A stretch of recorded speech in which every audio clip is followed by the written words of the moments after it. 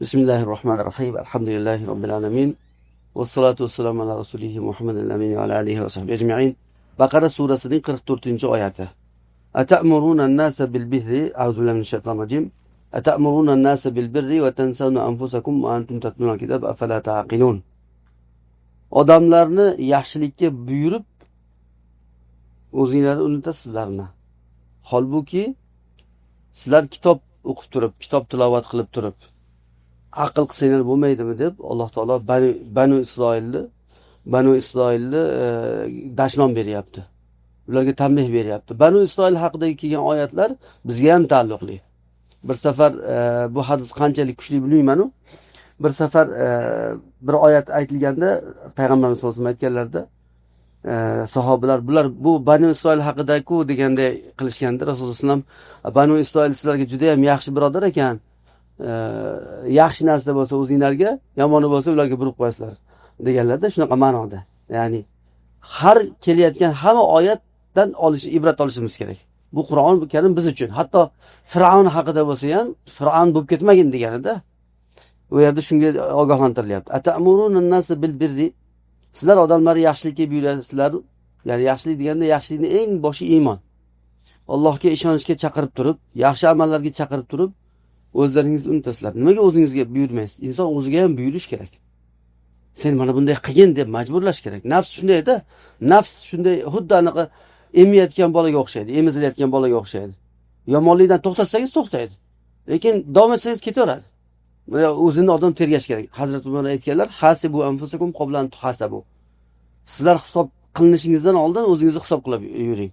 Ertaga qiyomat kunida o'zini hisob qilib yurgan odam oson hisoblanadi. Odamlarni yaxshilikka buyurib, o'zinglarni unutasizlarmi? O'zinglar yaxshilikka buyurmaysizlarmi? Holbuki kitob o'qib turib, ya'ni bilmasanglar ham mayli ekan, bilib turib, aql qilmaysizlarmi?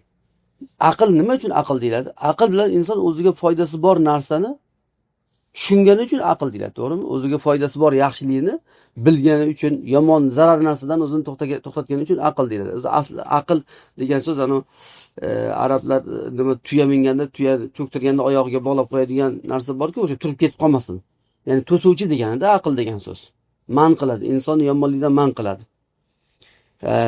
Inson bir ishni odamlarga buyursa, yaxshi narsaga buyursa, lekin o'zi qilmasa, aqldan emas-da yaxshi deb ishonadimi shuni, to'g'rimi? Namozni yaxshi deb ishonyapsizmi? Ilmni, iymonni yaxshi deb ishonyapsizmi? Birovlarga aytyapsizmi, lekin o'zingiz qilmasangiz uni. Qanaqa bu aql? Qaytarayotgan narsani ham birinchi o'zi to'xtash kerak shundan. Birovni yaxshilikka buyursa-yu, lekin o'zi qilmasa, yomonlikdan qaytarsa-yu, lekin o'zi yomonlikdan to'xtalmasa, bu odam aqlsiz bo'ladi yoki johil bo'ladi.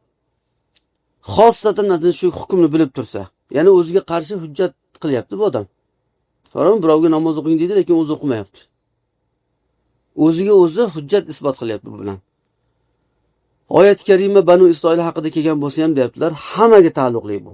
Har bir odamga. Chunki boshqa bir surada Alloh taolo aytganki, ya ayyuhallazina amanu lima taquluna ma la taf'alun kabura maqtan indallohi an taqulu ma la taf'alun. Nima uchun ey iymonlilar deydi Alloh Sof surasida. Nima uchun sizlar qilmaydigan narsalarni gapirasizlar? Alloh yomon ko'radi emas, maqt degani juda qattiq yomon ko'rish degani. Alloh taolo juda ham yomon ko'radi. Allohning huzurida juda ham o'sha yomon ko'rish katta bo'lgan narsa qilmay yurgan ishinglarni gapirishinglar degan. Hatto insonlar ham yomon ko'radi. To'g'rimi? Bir domlani agar o'sha qilmasa yomon ko'radi odamlar. Bu oyat karima, lekin qarang, yana bir narsa shunday muhimki, bu oyat karimada bir odam yaxshi ishni qilmayotgan bo'lsa, boshqa birovga buyurmagin degan chiqmaydi. Yaxshilab shu yerga e'tibor beraylik. O'zingiz qilolmayapsiz, qilolmayotgan ishingizni boshqaga aytma degan chiqmaydi. Ayblayapti, to'g'ri. Inson birovni yaxshilikka buyursa, o'zi ham qilish kerak. O'zing qilmay turib nimaga aytasan deb ayblayapti. Lekin aytma degan emas bu. Masalan, bir inson sigaret chekadi. To'g'rimi? O'zini farzandlariga chekma deyishga haqqi bormi? Chekma, men bunga o'rganib qoldim. Yomon narsa deb aytishga o'zi chekyapti lekin. To'g'rimi? Aqlda ham bo'ladi-da, ya'ni bir inson bir yomon ish qilayotgan bo'lsa, boshqalarga qilma deb aytishga haqqi bor. Lekin o'zi ham qilmaganida yaxshiroq bo'lardi. Chekmalaring, mana men ham tashadim deb o'g'illariga shunday desa, to'g'rimi? Yaxshiroq bo'ladi o'sha ishdan o'zi to'xtab. To'rtta narsa bor-da bu yerda. Inson yaxshi amalni qilish kerak o'zi. O'sha yaxshi amalni boshqaga buyurish kerak. Ikkitasi alohida buyruq. Ikkovsi ham shariatda buyrug'i. Yomon amaldan to'xtash kerak, boshqalarni ham qaytarish kerak. Bu ikkovsi ham farz. To'rtta narsa bo'lyapti, to'g'rimi? Bittasini qila olmay qolsangiz, ikkinchisini qilma degan chiqmaydi bundan. Qilaverishingiz kerak. Chunki inson boshqalarni da'vat qilishi bilan ham o'ziga o'zi ichida bir haligi yomonlikdan to'siq paydo bo'ladi, immunitet paydo bo'ladi-da. O'shaning uchun ulamolar aytadiki, hatto o'sha aroq ichayotganlar, masalan, spit o'sha mast qiladigan narsa ichayotganlar ham bir-birini shu ishni qilmasligimiz kerak deb bir-birini qaytarib turish kerak. O'sha harom ichida bo'lsa ham bir kun kelib ta'sir qiladi shu. Qilmaylik deb o'sha ish ustida tursa ham bir-birini qaytarsa ta'sir qiladi. Xo'p, shuning uchun bu yerda mukammal bo'lgani deyaptilar, mukammal. Ikkita farzni qilgan. O'sha ham o'zi buyrug'ini qilish kerak, boshqalar ham buyursa, o'zi yomonlikdan to'xtasa, boshqalar ham qaytarsa, shunda mukammal bo'ladi. Hammasini qilmasa, eng noqis bo'ladi. Bittasini qilib, bittasini qilmayotgan odam bo'lsa, ya'ni yarmini qilayotgan bo'ladi. Lekin fa innan nufusa majbulatun ala, insonlarning ko'ngli deyaptilar, o'sha gapirayotgan gapiga ish to'g'ri kelmagan odamning gapiga bo'ysunishmaydi-da odamlar. Bir domladan bir gap eshitsa, domla o'zi teskarisini qilayotgan bo'lsa, inson tabiati shunaqa. Shunday qilayotgan odamga ergashmaydi. Shuning uchun amalni da'vat qil deyiladi. Amalga ergashgani mukammalroq. So'zga, quruq gapingizga ergashgandan ko'ra amalga ergashadi. Bomdodga tur desangiz, o'zingiz yo'torsangiz, bunda bo'lmay qoladi. Vasta'inu bis-sabri was-salati va innaha lakabiratun illa alal khashi'in. Sizlar sabrdan va namozdan yordam oling. Sabrdan va namozdan yordam oling. Namoz og'irdir, lekin xushu qiluvchilarga og'ir emas. Ular Allohga yo'liqamiz deb o'ylaydilar. O'zlarini Allohga qaytamiz deb o'ylaydilar. Ey Isroil bolalari, men sizlarga bergan ne'matni eslanglar, men sizlarni butun olamdan afzal qilganimni eslanglar. O'sha vaqtda endi. Va birovga foyda bera olmaydigan, insondan biror jondan shafoat yoki fidya, to'lov qabul qilinmaydigan, hech qanday yordam berilmaydigan kundan qo'rqinglar. Bu 45-48-oyatlarning so'zma-so'z tarjimasi. Alloh bu yerda hamma ishlarda sabrdan yordam olishga buyuryapti. Ya'ni chidamli bo'lish kerak. Hamma ishga, dunyo ishi bo'lsin, oxirat ishi bo'lsin, inson o'zini, sabr degan so'z o'zini ushlash degani-da. O'zingizni ushlab o'tirasiz. Qanaqa ish bo'lishidan qat'iy nazar. O'sha narsa ustida sabr qilsangiz, keyin ish bitadi. Sabrning hamma turiga buyuryapti. Sabr necha xil bo'ladi? Eshitganmisiz? Sabr necha xil bo'ladi? Sabr 3 xil bo'ladi. Ko'pchilik odam faqat bir xil sabrni tushunadi. Sabr deganda boshga musibat kelganda sabr tushunadi. Uni faqat inson emas, hatto hayvonlar ham sabr qiladi. Bolasi o'lib qolgan hayvonlarni ko'rgan bo'lsangiz kerak, to'g'rimi? Yig'laydi, sabr qiladi. Unaqa musibatda hamma sabr qiladi. Lekin sabr u ham kerak o'zi aslida. Musibatda sabr ham kerak. Lekin sabrni eng cho'qqisi shariatda amallarni, Allohning buyruqlarini bajarishda sabr qilish. Haromdan to'xtalishda sabr qilish. Chidaysizda. Ya'ni majbur, o'zingiz majburlab shu ishni qilishim kerak, Alloh buyurgan deb o'zingiz majburlaysiz. Ana shuni sabr aytilyapti. Hop. Sabr bilan o'sha Allohning buyrug'ida odam o'zini ushlab turishi bilan katta yordam oladi. Ko'p ishlarga yordam oladi. Va man yatasabbar yusabbirhulloh degan hadis ham bor. Shu hadisda lafzini keltiribdilar. Kim o'zini sabrga zo'rlasa, Alloh unga sabr beradi. Alloh bizga ham sabr bersin deb qo'yib yuraversa bo'lmaydi. Odam o'zini majburlash kerak. Kim sabrga solsa, o'zini sabrga majburlasa, Alloh unga sabr beradi. Namoz ham shunday. Namoz iymonning tarozisi. Siz Allohga ishonganingizni tarozisi, haqiqatda ishongan bo'lsangiz namoz o'qiysiz. Haqiqatda Alloh taolo borligiga bilsangiz, iymon keltirgan bo'lsangiz, ana shu namozga yugurib namozga shoshilasiz-da. Rasulullohning odatlari shunday edi. Kana iza hazabahu amrun fazi'a ila salat. Bir g'am kelsa, yugurib namozga borardilar. Inson boshiga bir musibat kelganda ishongan odamiga yuguradi-ku, to'g'rimi? Ana shunday bir qiyinchilik kelgan paytda darrov kerak namozga shoshilardilar. Namoz insonni fahshdan, munkar ishlardan qaytaradi. Hamma ishlarga yordamchi, namozdan yordam olinadi. Namoz lekin deyapti Alloh, xushu qiladiganlardan boshqalarga og'irdir. Namoz og'ir ba'zi odamlarga, ya'ni shu yerda mana shu shag'al toshib turing, biz namoz o'qib chiqamiz desa, xo'p deydi. Namoz unga og'irroqda o'sha ishdan ko'ra. Beton qo'yib turing desa, xo'p deydi. Yuring namozga desa, yo'q deydi. Tushunyapsizmi? Namoz juda ham og'ir ba'zi odamlarga, lekin xushu qiladiganlarga emas. Xushu qiladiganlarga juda ham yengil. Xushu nima? Xushu Allohdan qo'rqish. Alloh taolodan bir narsa umid qilasiz. Umid qilasizda, Alloh menga beradi deb ishonasizda. Agar qilmaydigan bo'lsangiz jazo borligidan qo'rqasiz. Shuning uchun namoz o'qigan odam qalbi yorishib o'qiydi, bemalol o'qiydi. Chunki oladi-da, evazi bor, badali bor, quruq ketmaydi. Alloh taolo bizdan foydalanmaydi. Zarracha amal yaxshilik qilsangiz olasizda. Shu namoz o'qiyapsizmi? Olasiz shundan. Savob umid qilgani uchun, azobdan qo'rqqani uchun albatta qiladi buni. Agar ishonchi bo'lmasa, qalbida iymon bo'lmagan odamni bir boisi yo'q bunga. Eng og'ir narsa bo'ladi. Xushu deganimiz o'sha qalbi huzu qilishi, huzu deb o'zimiz ham aytamiz-ku. Allohning oldida sokin bo'lishi, Allohga zillat bilan, hokisorlik bilan muhtojligini bilib, Allohning o'ziga, Alloh bilan uchrashishga iymon keltirib, Allohning oldida siniqlik degani, xushu degani. Tushunarlimi? Xushu degani siniqlik, egilish, ta'zim deganida. Mana shunday insonlarga namoz og'ir emas. Xushu qiladiganlarga. Kimlar ular? Alloh bilan uchrashamiz deb o'ylaydiganlar. Faqat o'ylab taxmin qilsangiz ham o'zi insonni undaydi. Ya'ni Alloh bilan uchrashishi mumkin degan, mumkinmi? O'zi aslida musulmonlar unaqa shubhali emas, aniq ishonish kerak.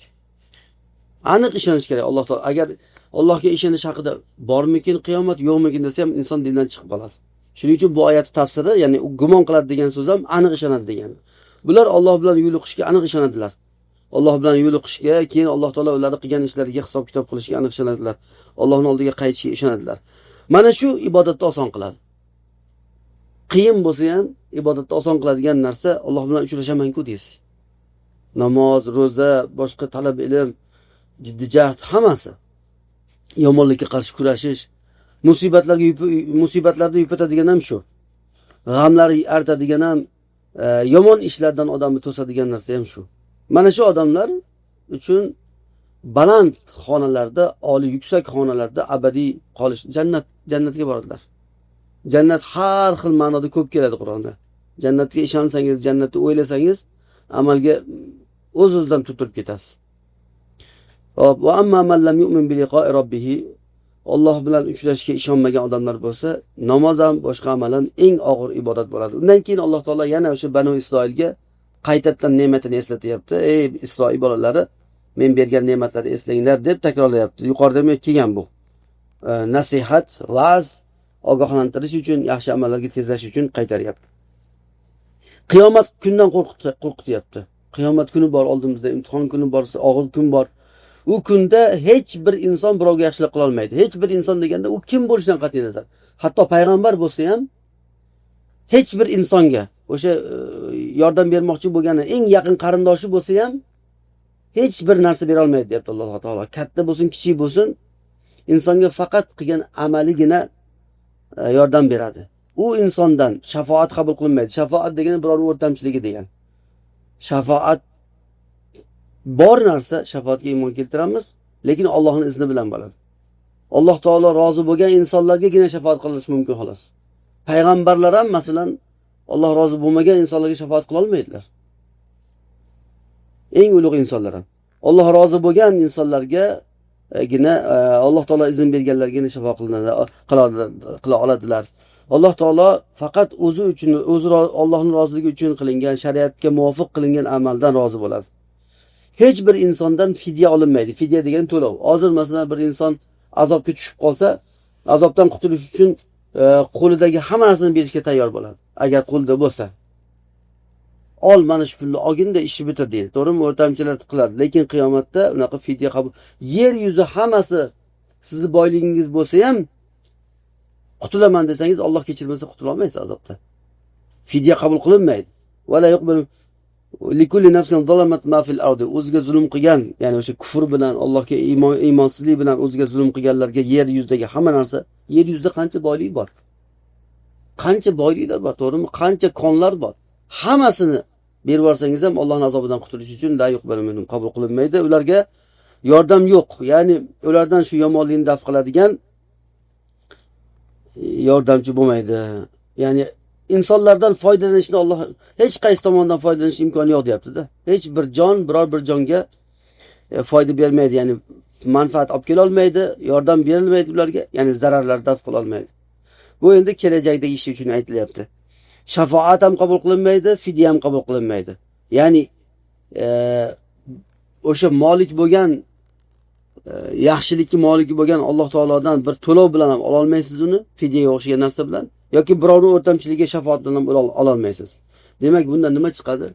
Inson qalbini birovlarga ishonmang. Ya'ni falonchi meni shafaat qiladi, piston shafaat qiladi demang. Allohning o'zidan, hatto Rasulullohning shafaatlarini ham Allohdan so'raladi. Rasulullohning shafaatlarini bergin, Qur'onning shafaatini bergin deb Allohdan so'raladi. Inson qalbini insonga bog'lamaydi. Payg'ambar sollallohu alayhi vasallam qarindoshlarini hammasini yig'ib turib, men sizlarga hech narsa qila olmayman deganlar. Alohida ham aytganlar hatto. Ey Sofiya, Rasulullohning ammasi. O'zingizga qarang, men hech narsa qila olmayman sizga. Ey Fatima, Muhammadning qizi deb ham aytganlar. Xullas buni bilgan odam deyaptilar, qalbini foyda uchun ham, zarardan qutulish uchun ham faqat Allohning o'ziga bog'laydi. Allohning o'zidan yordam so'raydi ibodatga deyaptilar. Alloh alam, Alloh taolo bilmaganlarimizni bildirsin, bilganimizga amal qilishga muvaffaq qilsin, to'g'ri yo'ldan adashtirmasin.